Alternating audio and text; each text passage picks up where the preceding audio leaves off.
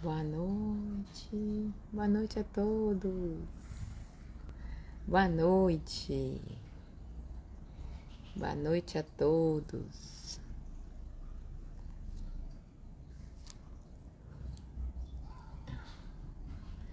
Boa noite, as pessoas já entrando. Estamos aguardando o palestrante entrar. Somos do grupo Leopoldo Machado. Tudo bem? Boa noite. Boa noite. E hoje vamos falar sobre a lei da causa e efeito.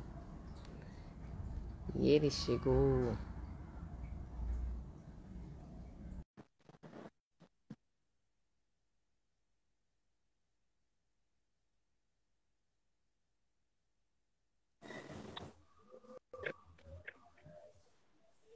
Boa noite, Rodrigo.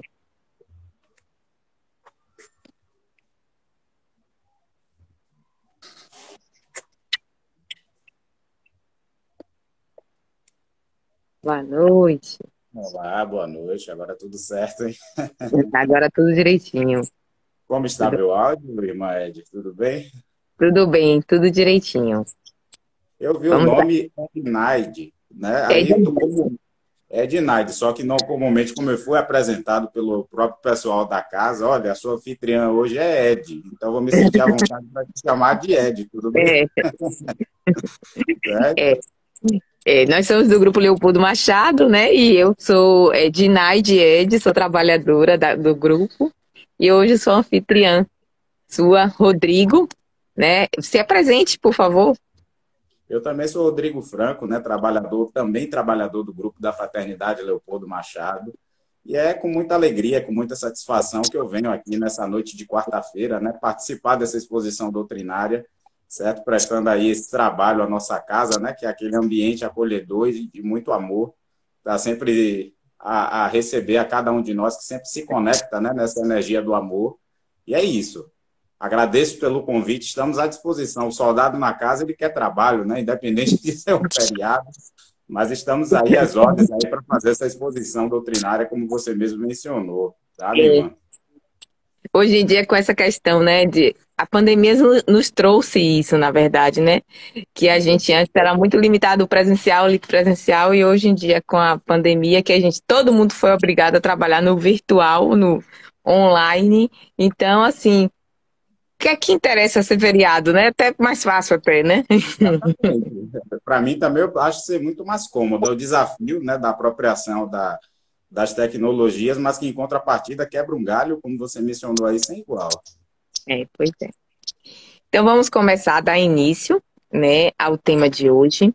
Eu vou iniciar com a leitura do livro Pão Nosso, na lição 127, que fala um pouquinho do tema, só para entrar um pouquinho. Que hoje nós vamos falar sobre a lei da causa e efeito, não é isso? E sairão os que fizeram coisas boas para a ressurreição da vida, e os que praticaram coisas malévolas para a ressurreição do juízo.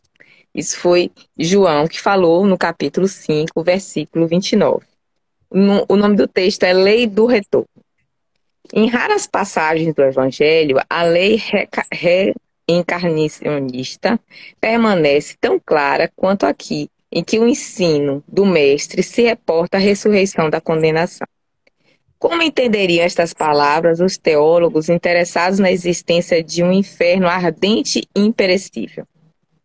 As criaturas dedicadas ao bem encontrarão a fonte da vida banhando-se nas águas da morte corporal. Suas realizações do porvir seguem na ascensão justa, em correspondência direta com o esforço perseverante que desenvolveram no rumo da espiritualidade santificadora.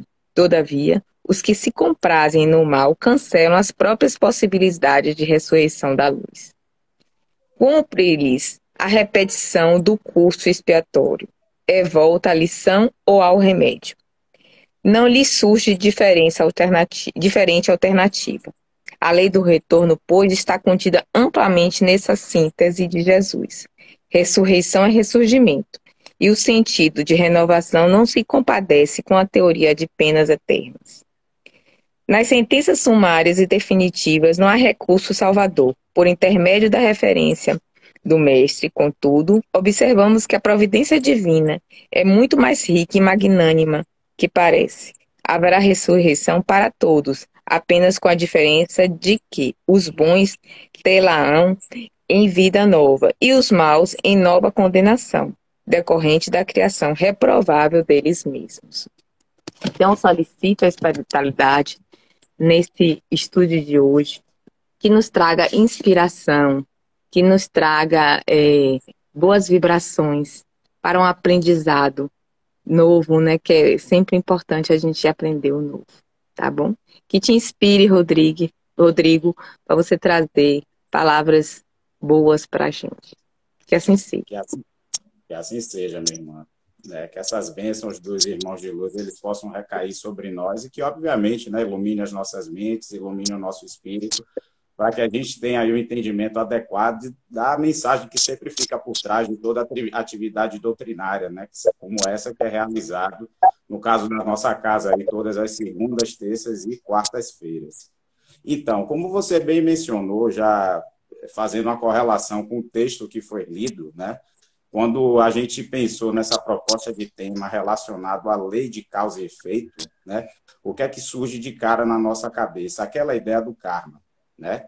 A lei de causa e efeito também pode ser entendida como a lei do karma, a lei de ação e reação, uma denominação que eu não gosto muito, porque remete um pouco àquela ideia como se fosse olho por olho e dente por dente.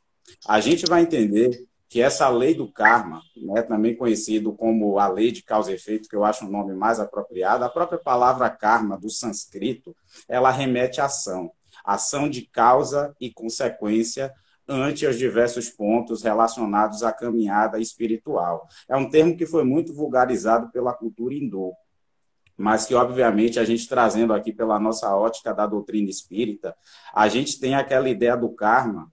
Isso você pode constatar, Ed, porque quando as pessoas falam a respeito de karma, está sempre associada a uma ideia de karma negativo, né?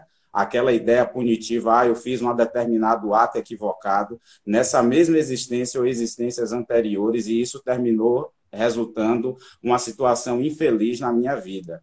E não necessariamente o karma ele está relacionado a uma ideia negativa. Até porque, né, com a dificuldade de entendimento que as pessoas tiveram relacionado a esse termo, teve pessoas que começaram a falar no sentido de karma positivo, né? Mas eu creio que seja uma coisa só.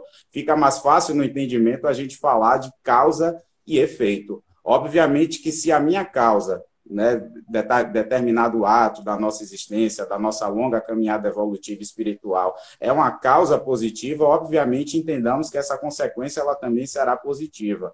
Como se nós fizermos de maneira contrária, né, uma causa negativa, ela obviamente ela remete a uma consequência também negativa.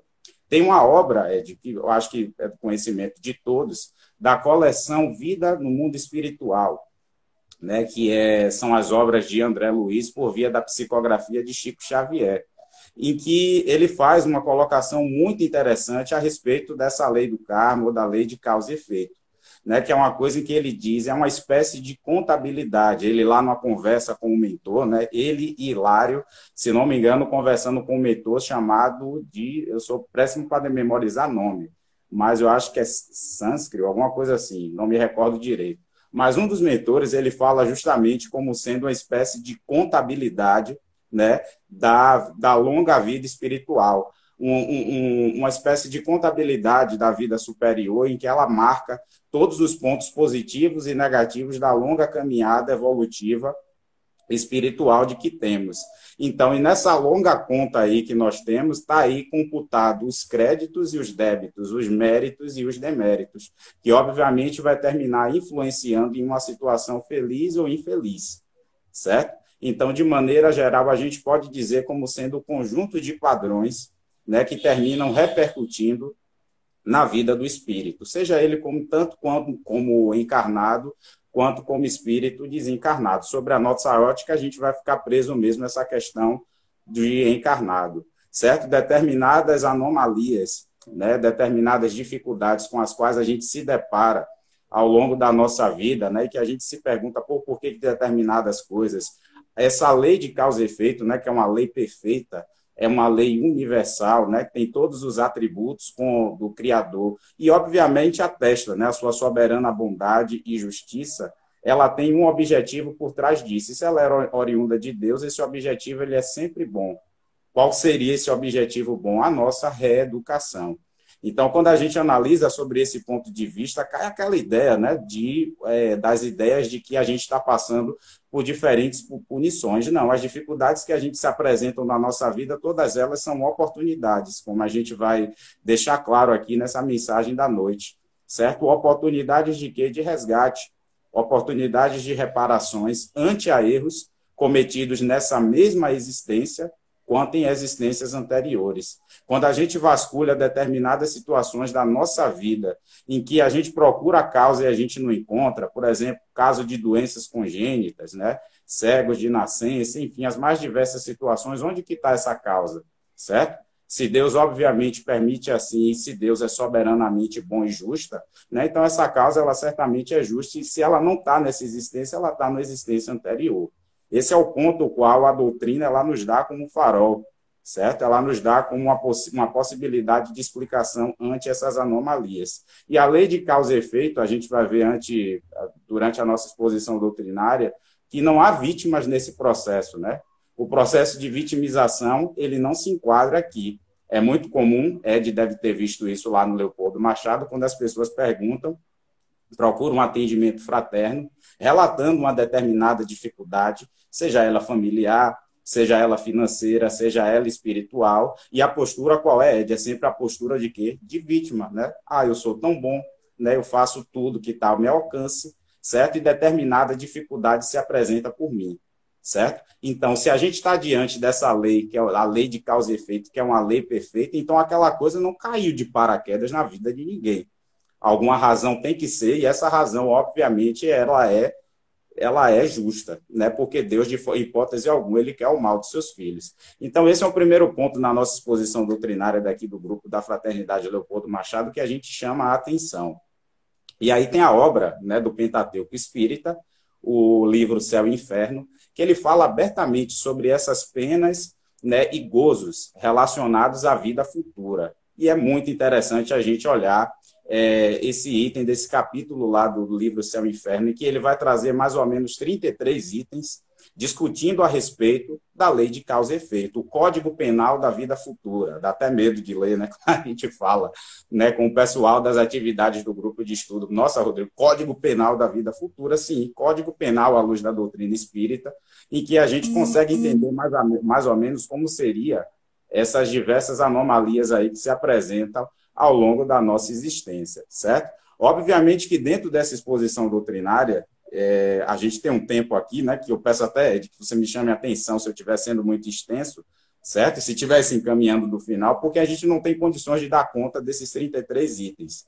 Mas alguns que, pelo menos eu julguei aqui, né, relevante, eu trago aqui nessa exposição doutrinária para a gente pensar e a gente fazer uma reflexão à luz da doutrina espírita, tá ok? Então, o primeiro deles eu vou ler aqui, que é bem interessante. Vejam bem, o estado feliz ou desgraçado de um espírito é inerente ao seu grau de pureza ou impureza.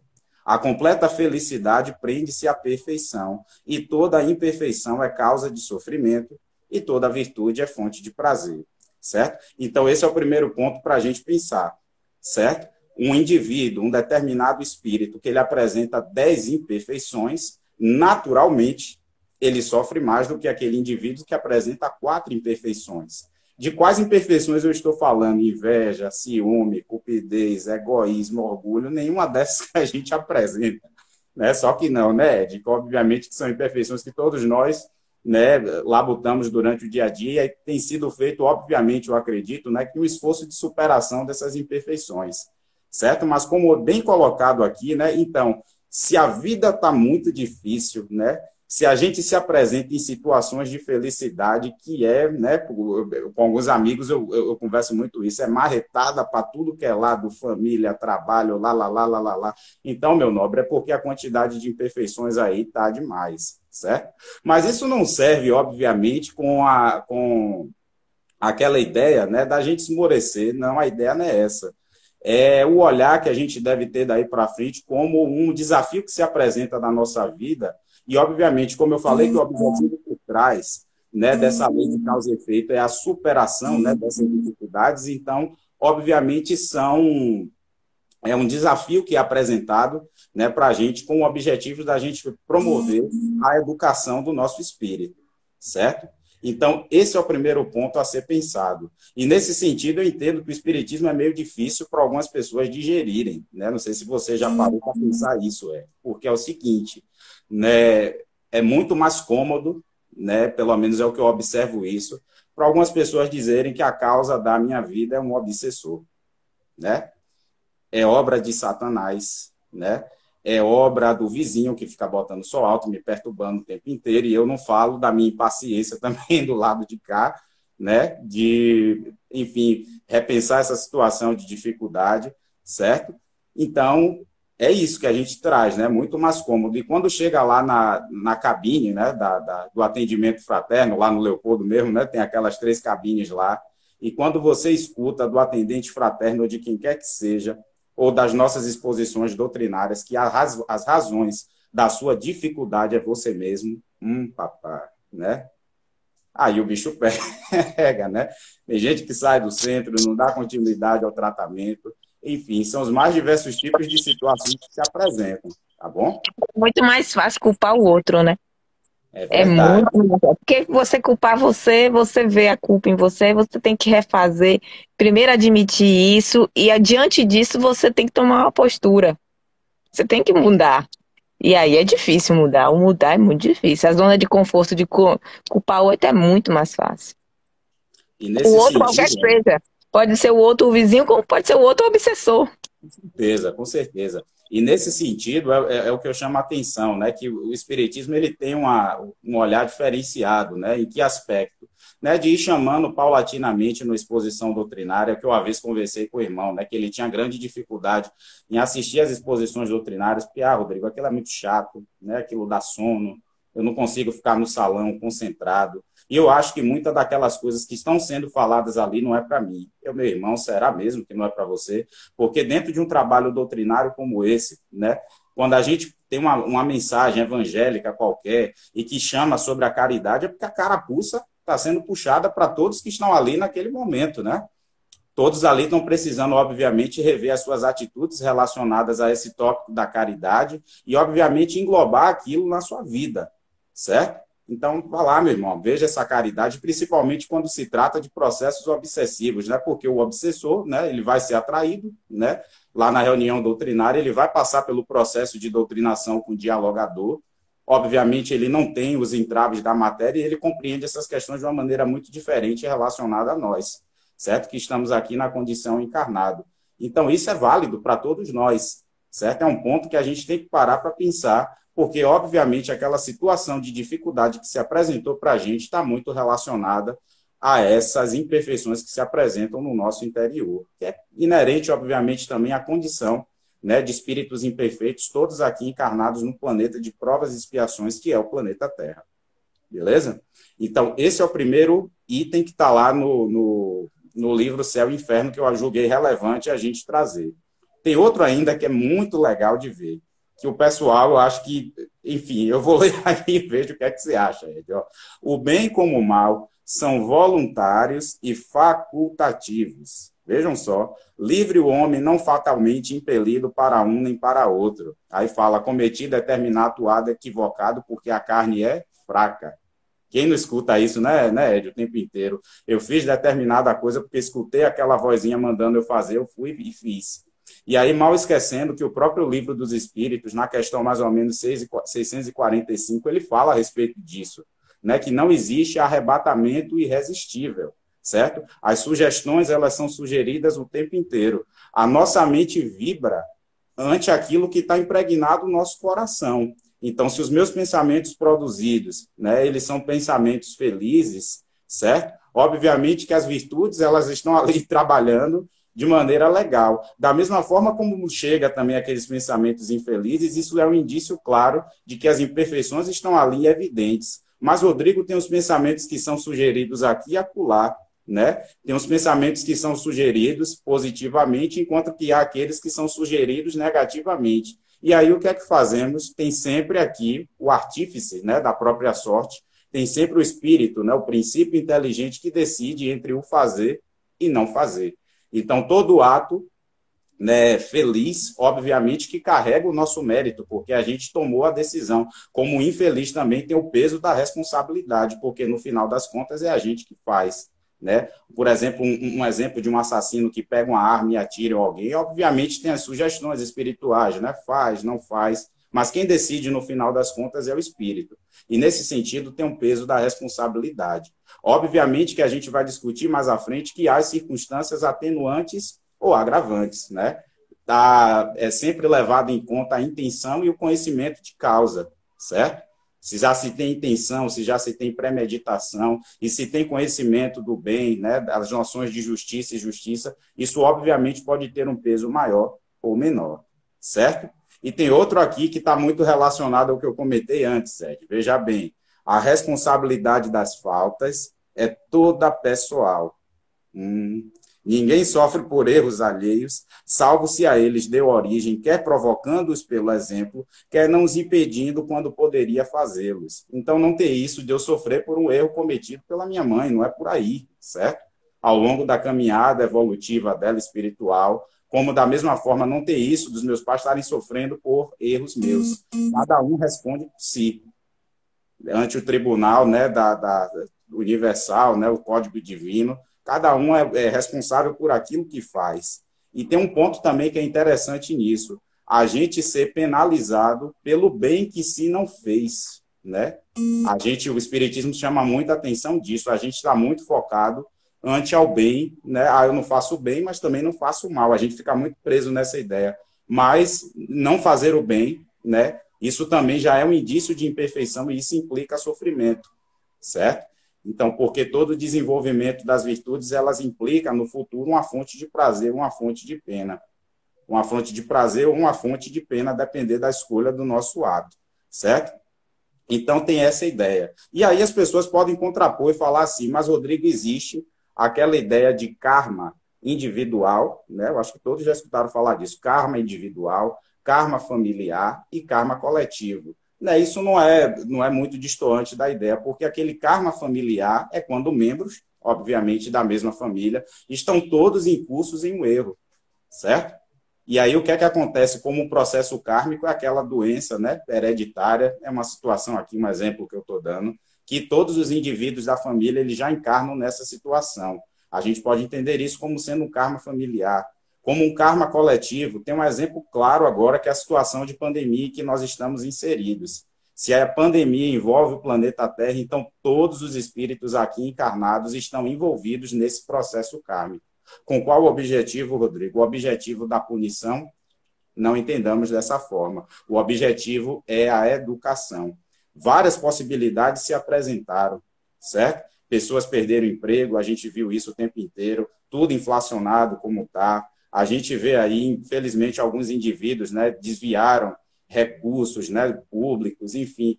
Mas, em contrapartida, a gente viu muita caridade sendo feita. Não sei se você concorda comigo, Ed, em relação a isso, né? Distribuições de alimentos, distribuições de insumos, né, como máscaras e por aí vai, álcool em gel, pessoas fazendo corrente de oração, né, nos grupos de centros espíritas, eu vi isso o tempo inteiro, né, rogando por pedido de oração de irmãos que estavam em situação de UTI, aquela cena que a gente viu lá em Manaus, das pessoas quando estavam naquela situação de desespero tão grande, né, sem oxigênio, e que a única alternativa era orar. Não sei se vocês lembram dessa cena, né, que fizeram a corrente ao redor do hospital em oração. Então, todos esses são os bons exemplos. Infelizmente, teve alguns, né, que não foram por essa linha, acharam de desviar recursos, enfim, cometer atos infelizes. E, obviamente, tanto de um jeito quanto de um outro, está tudo em curso na lei de causa e efeito, que é isso que a gente está discutindo agora. Esses não aproveitaram essa oportunidade de educação, mas certamente outras aprenderão, certo? Outras aparecerão, certo? Se não for nessa existência, serão em existências posteriores, porque Deus não renega a nenhum dos seus filhos. Então, beleza? A gente discutiu aí essa primeira ideia dos diferentes tipos de processo kármico. Tem um outro ponto também, mais um item, que é a alma traz consigo o castigo ou prêmio onde quer que se encontre, sem necessidade de um lugar circunscrito. A gente fica muito preso também àquela ideia que é muito do catolicismo, né, do céu e inferno circunscrito. O céu, olha que visão, né? Obviamente respeitando todos aqueles que pensam dessa forma. Mas o céu, como sendo aquele céu, não é, de materializado, né? Como sendo um paraíso em que você está lá numa prainha, que você imagina a fruta que vem fresquinha, ela vem na sua mão. Eu chamo isso de um pensamento ingênuo, certo? Como a gente imagina também em relação ao inferno, né? Como sendo aquele em que tem os espetos quentes, né? E os mármores do inferno, em que o espírito arde por toda a eternidade. Eu não sei você, Ed, mas eu tenho grande dificuldade em imaginar um local como esse e que Deus seria esse, né? Que permitisse que seus filhos terminassem descambando numa situação dessa de ficar ardendo no mármore do inferno durante toda a eternidade. Para mim é uma coisa um tantinho complicado, né, Ed? Mas, enfim, é essa ideia aqui que a gente traz agora, que não necessariamente isso está circunscrito. Uma situação como essa, como a própria doutrina espírita traz, céu e inferno é uma situação consciencial.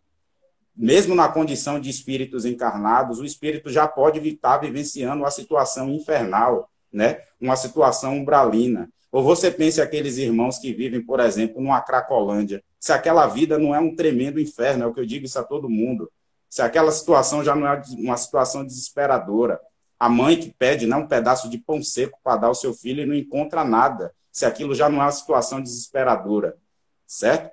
Eu descrevo isso como uma situação infernal, embora as pessoas fiquem presas isso, né? Principalmente iniciante da doutrina. Eu desencarnei, eu vou para aquele inferno que é o tal do umbral. Aquele umbral é o resultado de ações equivocadas aqui na matéria, que o próprio magnetismo termina atraindo o espírito para uma situação daquela de infelicidade, certo? Como a questão também do céu, né? O que seria o céu? É aquela ideia da consciência tranquila ante o dever cumprido, e que, obviamente, o próprio magnetismo atrai o espírito para uma região, seja ela uma colônia espiritual, uma reunião de espíritos infelizes em que ele dá continuidade a essa nova jornada, porque não já tem mais os liames da matéria, né, que impede, obviamente, a sua visão, cuja visão agora é a visão da verdadeira pátria, que é a pátria espiritual. Tem uma obra também que eu gosto de fazer menção aqui, que é o livro Evolução em Dois Mundos, né? Que também é dessa coleção Vida no Mundo Espiritual, um livro de André Luiz pela psicografia de Chico Xavier, em que ele faz um posicionamento falando justamente sobre essa questão de castigo. Ele fala a respeito do mecanismo da dor. Veja que interessante isso, né?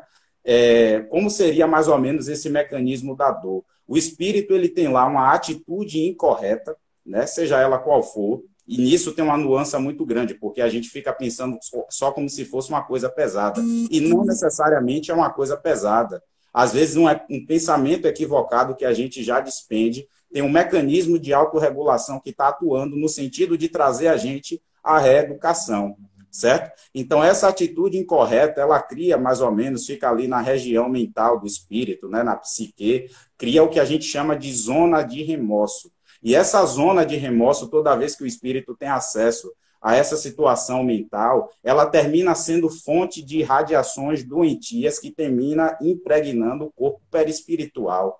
E uma vez impregnado o corpo espiritual dessas radiações doentias, isso pode descambar ou em dor física, certo? Que são as doenças físicas que a gente conhece. A nossa medicina convencional, ela não considera, obviamente, porque desconhece essa ideia do corpo perispiritual. E eu acredito que um passo muito grande será dado, né, quando a gente considerar essas propriedades relacionadas ao próprio perispírito. Ela pode descambar também em radiações doentias que termina fazendo com que o espírito fique mergulhado em uma situação de infelicidade, certo? Sobre os mais diversos aspectos da sua existência na família, no trabalho, enfim. Ou termina descambando até em processo obsessivo, que é o que é muito comum da gente ver lá na casa espírita. Como assim, Rodrigo? Um processo obsessivo. A radiação doentia, ela cria uma sintonia com as entidades espirituais com as quais, em algum momento da nossa existência, a gente se equivocou.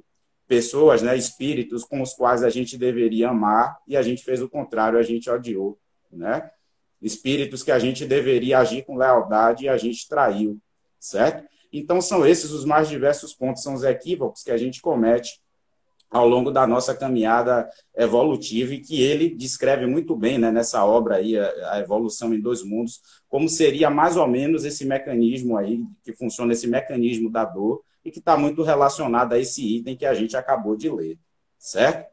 Tem um outro item aqui também, Ed, para não cansar muito, né, de alta relevância, que é: toda a falta cometida, ela é uma dívida contraída que deverá ser paga, certo? Se não for na mesma existência, celular na seguinte ou seguintes. E aí tem pessoas que dizem assim: eu fumei a vida inteira, já escutou isso? Nunca tive um problema de saúde. Pois é, você está esquecendo que vem outras existências e que certamente o seu corpo perispiritual impregnado dessa energia do cigarro, isso vai descambar em alguma moléstia que não seja nessa existência, mas celular na próxima, certo? Então, é esse ponto que o livro Céu e Inferno ele traz. E numa obra chamada Dramas da Obsessão, né, da psicografia de Ivone Pereira do Amaral, em que Bezerra de Menezes, ele vai falar de situações de espíritos, né, obsessores, que estão num estado de deterioração tão forte, né, ante a erros que foram perpetrados, né, em existências anteriores, que foram tão graves, né, as faltas cometidas, que a esses espíritos, eles chegam completamente sem condições de já entrar nesse processo de reeducação pela lei de causa e efeito. E é facultado a esses espíritos, primeiramente, o quê? Uma existência em que eles vão passar por um processo que ele chama de catequização. O que é isso? Ele vai ter interação com espíritos já mais elevados, que já tem esse conhecimento, já tem essas noções do amor, da prática da caridade, para aprender pelo exemplo, para ter condições de, numa existência posterior, ele começar o resgate paulatinamente, certo? É aquela coisa que a gente fala, né, da nossa dívida contraída, né, nessa contabilidade aí da vida superior, e que a gente vem: oh Deus, coloca aí uma dificuldade, eu vou pagar nessa existência, mas às vezes a carga fica tão pesada que a gente bota só metade, e aí vai refinanciando e fica aquele atolar imenso. E para Ok? você ver como Deus é tão caridoso, não tão bom, ele ainda parcela, né? Ele ainda ele faz a negociação com você. Como é que você quer fazer isso aí, né? Faz toda a Parcela, negociação. a gente brinca lá no centro, né? Parcela, tira juros, e a gente danado que fica pedindo esse refinanciamento o tempo inteiro. Mas brincadeiras à parte, isso é só um jeito de ilustrar.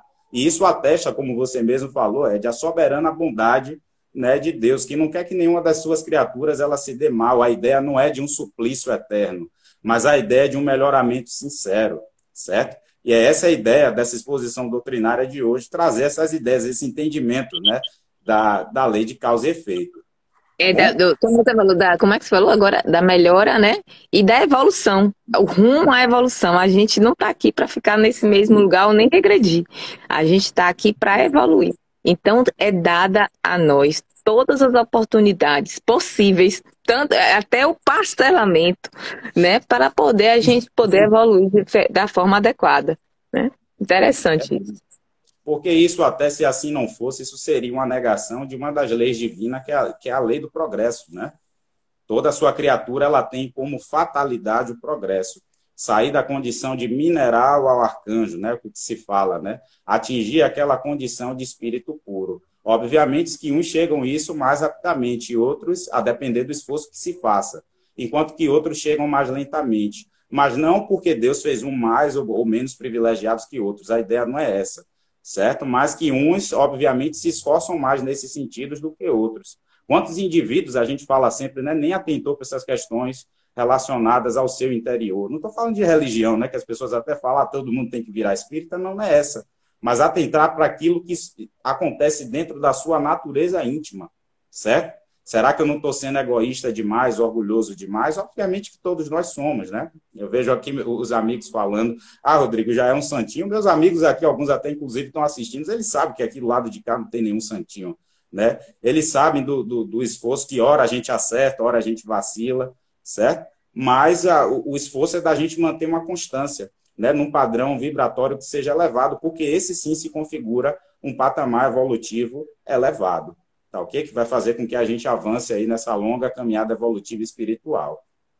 E aí, Ed, dando continuidade, tem um outro item, né, que é o seguinte: Esse está muito relacionado ao fato de pessoas dizerem assim, né? Meus amigos também falam muito isso comigo. Eu queria fazer a terapia de vidas passadas para saber o que eu fui em existências passadas, para descobrir naquilo que eu errei, porque eu descobri naquilo que eu errei, eu tenho condições de acertar daqui para frente. Pois é, olha, cuidado que a coisa às vezes pode ter sido muito pesada nas existências passadas e em vez de facilitar as coisas, ela termina dificultando. Imagine uma mãe que ama muito seu filho e descobrir que um matou o outro naquele seio familiar. São coisas assim muito fortes, entendeu? Que a gente tem que ter um certo cuidado. Mas tem um item no livro Céu e Inferno que é muito interessante, em que ele fala assim: pela natureza dos sofrimentos e vicissitudes da vida corpórea, pode julgar-se a natureza das faltas cometidas em anteriores existências. Então é só você sondar naquilo que você sofre nessa existência.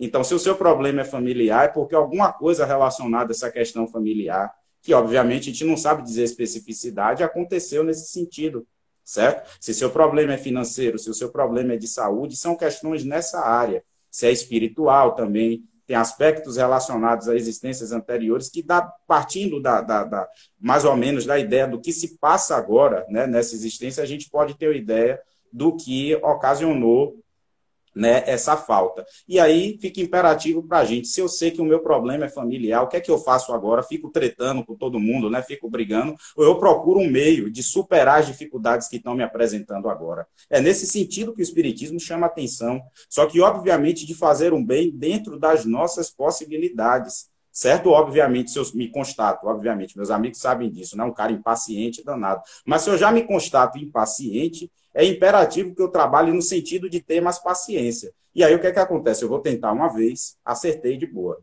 Vou tentar outra vez, acertei de boa. Vai chegar uma hora que eu vou chutar o balde e agir com impaciência. Vou me punir por isso?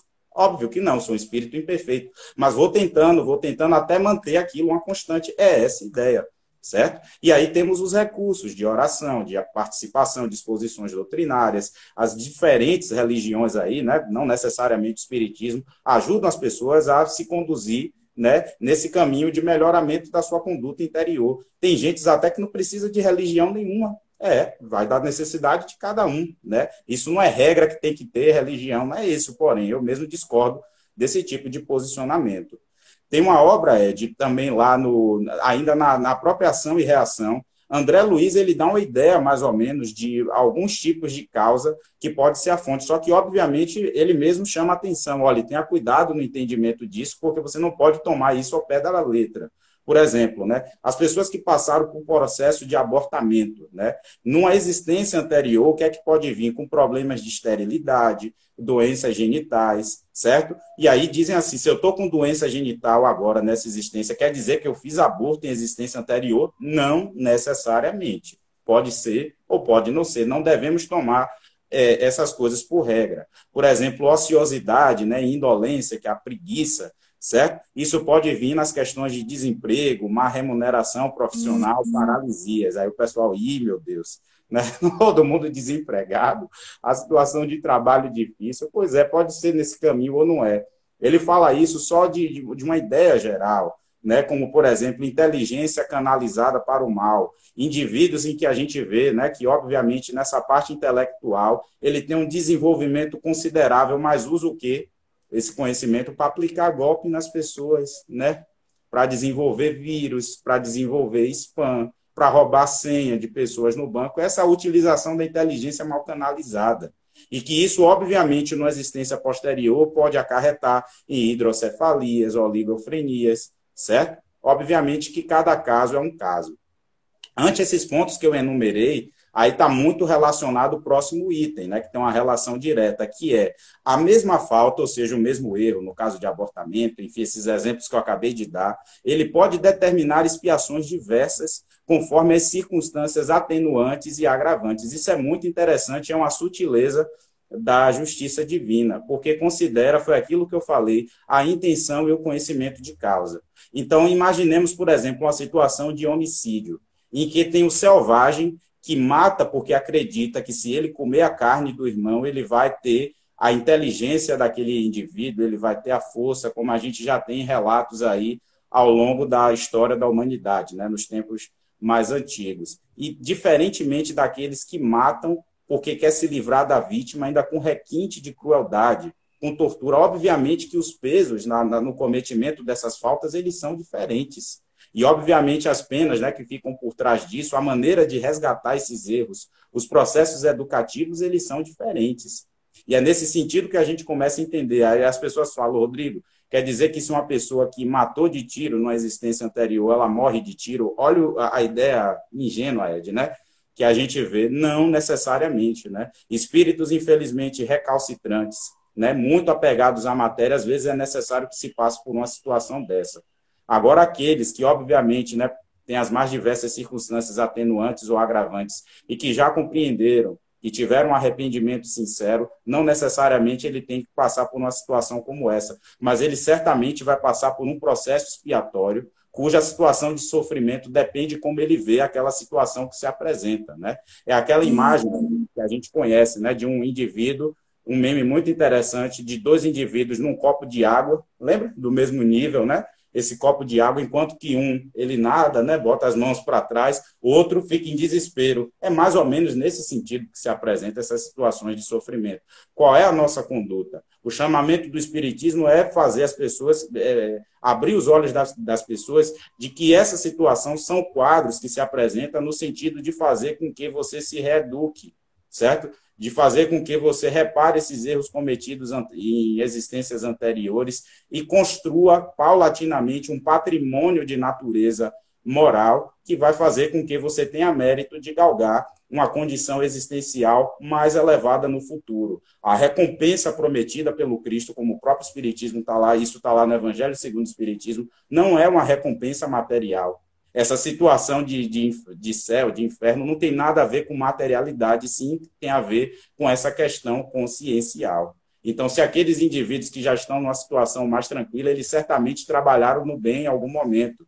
A gente vê isso em situações, por exemplo, de comunidades mais simples, em que a caridade as pessoas fazem como se fosse a coisa mais natural do mundo. O que é aquilo? São indivíduos que se desenvolveram em moralidade. Enquanto que aqui, você passa aqui na minha vizinhança para fazer uma caridade por um e por outro, você nota, nossa, as pessoas aqui é meio difícil, é meio caxias de entender essas coisas, é porque o nível de entendimento, o nível de evolução nesse aspecto, certo? Ainda está precisando melhorar bastante, mas que a hora chega, certo?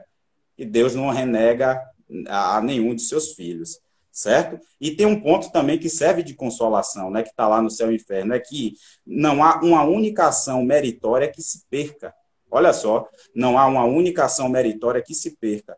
Todo ato meritório, ele terá recompensa. Então, orar por alguém, né, o desenvolvimento da caridade, né, dentro das nossas possibilidades. Às vezes a gente não tem condições de despender recursos materiais, mas às vezes dá um ouvido, dá uma palavra amiga, emitir uma oração, emitir um pensamento benevolente, isso são formas de caridade, não caridade material, mas a caridade moral. E isso está ao alcance de todos. Isso é independente de crença, de cunho religioso, tá certo? Então, esse é um ponto interessante. E aí tem né, que essa ideia das penas eternas, né, que a gente entende, isso traz muito lá da ideia do catolicismo, né, dessa ideia que a gente falou do início, né, de arder no fogo do inferno eternamente. Veja o que é colocado, a duração do castigo, ela depende da melhoria do culpado. Então, isso faz mais sentido para a gente, né? O espírito, ele é sempre o árbitro da própria sorte, podendo prolongar o sofrimento, vejam bem, pela persistência no mal, ou suavizá-la, ou mesmo superá-la, em função da sua maneira de proceder. Olha que legal isso, gente, né? Então, tudo depende daquilo que a gente faz nessa existência, certo? Aqueles espíritos que a gente vê, obviamente, lá na reunião mediúnica, né? Obviamente, o papel do dialogador é abrir os olhos dele, porque ele acha que aquela situação de sofrimento ela é eterna, né? E quando se vê que o suplício, né, aquilo que ele acha que não tinha fim, tem um termo, sim, aquela situação de sofrimento, ela tem um termo. Então, o que é que se faz? O papel do dialogador é abrir os olhos dele e ver que se ele se arrepende de coração, se ele se arrepende sinceramente, as possibilidades de resgate são apresentadas para ele imediatamente. Ainda mais quando, na maioria dos erros, eles são cometidos por ignorância. Aí as pessoas falam, Rodrigo, uma pessoa que assassina, né, ela sabe que está fazendo uma coisa errada e ainda assim ela faz. É verdade, eu sei disso. Mas, obviamente, aquele espírito tem noções rasteiras sobre o amor, sobre a prática da caridade, sobre o exercício da paciência, da humildade e muitas outras virtudes, da convivência pacífica, amorosa com entes queridos, uma vida social tranquila. Então, essas noções elas são muito rasteiras, então é um espírito ignorante ainda assim, certo? Tem muito a aprender nesse aspecto em que, infelizmente, essas coisas vão ser resgatadas à luz de um longo processo expiatório. Tá? Como está lá no Fala, Evangelho, né, Rodrigo? Quem muito será dado, muito será cobrado. Quem muito sabe, esse daí será mais punido, vamos dizer assim, porque ele sabe, então ele sabia de tudo que ele podia dar consequência daquilo ali e ele termina executando. Já essa pessoa rasteira, como você falou, ele não sabe, então não tem como cobrar muito dessa pessoa de que ele tenha uma postura, né? Então, assim, é muito mais fácil tentar, né, trazer essa pessoa a explicar. A gente, na verdade, não é perdoar, vamos dizer assim. O perdão é mais fácil a essa pessoa que a gente sabe que não sabia do que quem tinha todo o conhecimento e sabia que não deveria exatamente. fazer. Vamos ressignificar, Ed, esse termo. Em vez de falar punir, a gente vai falar responsabilizado, né? Porque É, remete à ação, remete à possibilidade, né, de trabalho ante a correção de determinada atitude equivocada e infeliz, certo? E encaminhando, Ed, aqui a nossa exposição doutrinária, né, já para o final da minha fala, é o seguinte: tem o último item em que é falado dessas etapas da quitação de um determinado erro, né, do apagar de uma determinada falta. O espírito ele passa normalmente por três fases, que é a de arrependimento, expiação e reparação. Então, o que está aqui colocado constitui as três condições necessárias para apagar os traços de uma falta. Arrependimento por si só ele não basta, certo? Além do arrependimento, é necessário que o espírito passe por um processo, né, de expiação, como a justiça divina ela bem coloca isso, que é obviamente passar por aquela situação de dificuldade não na intenção de ser punido, mas na intenção de ser educado, né? Se for orgulhoso demais, ele pode vir numa condição em que ele vê esse orgulho, não, coibido, em que ele tenha que exercitar o contrário do orgulho, que é a humildade. Se for egoísta demais, ele pode se deparar numa situação de miséria, para aprender a dar valor àqueles recursos, né? Se for arrogante demais, enfim, as mais diversas situações, com o objetivo da gente fazer o contrário, no objetivo de geral, de crescimento, de evolução espiritual. E a última das etapas, que é a mais interessante de todas, que é essa reparação. O que seria a reparação? Fazer o bem a quem aqueles a gente ora fez o mal, certo? Então, no seio familiar, a gente vê muito disso, né? Aquelas pessoas que são muito devotadas foram o quê? Foram os espíritos que em existências anteriores, às vezes, como a gente vê lá no relato da mediúnica, né? Que se detestavam. E hoje, graças a Deus, já estão numa situação evolutiva bem melhor, em que despendem toda a sua energia, despendem o bem, no sentido de ajudar aqueles irmãos no resgate, certo? Então, quando tudo isso é feito, uma determinada falta, um determinado erro é resgatado. Então, esses foram os principais pontos que eu trouxe, né, desse Código Penal da Vida Futura, que está lá, que é nada mais, nada menos do que essa descrição da lei de causa e efeito, né, que é o nosso tema da discussão de hoje, e finalizo dizendo o seguinte, né, vejamos agora com um olhar diferente, né, já que a lei de causa e efeito ela é uma lei universal, né, inexorável, ninguém tem como fugir disso, certo? Todas as dificuldades que se apresentam na nossa vida, elas são oportunidades de crescimento espiritual, certo? Obviamente a gente se desespera, certo? Obviamente que tem horas a gente chuta o pau da barraca, eu mesmo sou exemplo disso, né? A gente chuta o pau da barraca, enfim, a gente age como se nada, a gente não estivesse discutindo nada disso, né? Muito fácil, num momento como esse, cada um sentado em sua casinha está falando dessas questões, mas quando as dificuldades elas batem na porta, aí a gente vê de fato.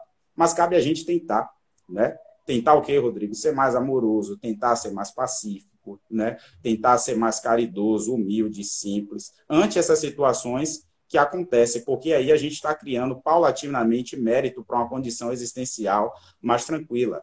A gente está iluminando o nosso espírito, a gente está avançando nessa longa caminhada evolutiva. Caso a gente faça o contrário, a lei de causa e efeito, né, ela está sempre aí a nos chamar pela retidão. Olha, Rodrigo, não fez, tem que fazer de novo, né? Não foi caridoso, embora a nova oportunidade ela vai se apresentar. Então, é essa situação. Ante esse conhecimento que a gente tem agora, né? Então, que fique essa mensagem, né, de trabalho e atividade.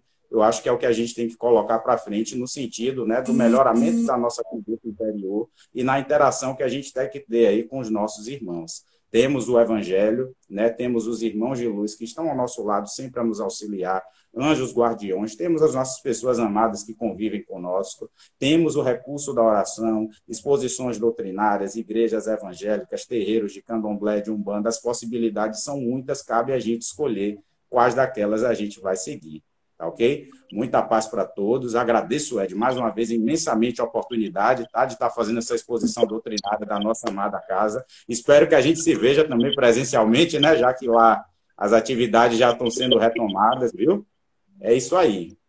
É isso aí. É como você falou, né? A gente tem uma gama de oportunidades, né, que é trazida, e agora, assim, essas reuniões ficam gravadas, então as pessoas podem ver a qualquer momento, Muito mais fácil, podem né? passar para outras pessoas que gostaram, passem para outras pessoas, compartilhem. Vale a pena, o conhecimento tem que ser divulgado, né? Não só espírita, como você falou, como católico, como evangélico, como de candomblé, eu acho que todas as formas de se chegar a Deus precisa ser divulgada de alguma forma, né? Então eu encerro aqui. Obrigada, né? Muita gente mandando mensagem para você. Você chamou uma galera, viu? Muita gente, bela live, excelentes colocações. Aqui tem eu acho que você tem Diego Franco, deve ser algum Ah, parente seu. esse aí eu nem gosto desse cara, sabia disso? Sua afilhada está assistindo, que tá todo mundo vendo. Um beijo, Mel, Obrigada. meu amor. A minha afilhada mesmo. É, muita gente, obrigada pela sua apresentação, né? Então, nós somos do Grupo Leopoldo Machado, como o Rodrigo falou. Temos palestras online segundas, terças e quartas, às 19 horas, e presencial às 19 horas. Né? Além disso, tem o Evangelho de Fernando Barbalho, às 19 horas da sexta-feira. Venham conhecer nossa casa, né? E ouçam um pouquinho do Espiritismo aí, tá bom? E eu peço a você, para você fazer a oração final, de finalização.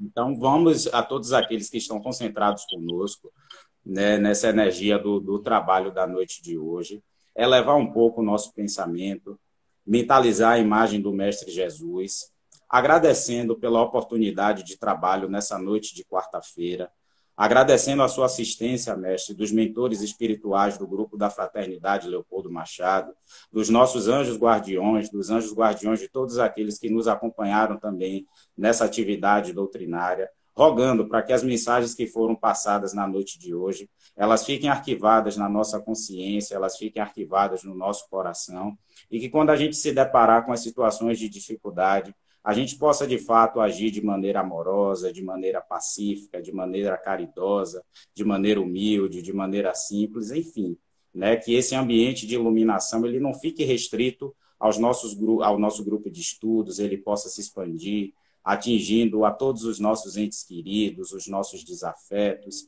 a todos aqueles irmãos em maior dificuldade, nos dois planos da existência. Que essas bênçãos elas recaiam sobre o nosso planeta, sobre formas de pétalas de luz, estando aí a alcançar os nossos corações, atendendo a todas as nossas necessidades, seja elas quais forem. Que o seu amor ele possa ser uma constante nos nossos corações e rogamos, né, no final desses trabalhos, que o Senhor e os irmãos de luz permaneçam conosco, hoje e sempre, que assim seja. Assim seja. Boa noite a todos. Até a próxima. Tchau, tchau. Tchau. Até a próxima, viu?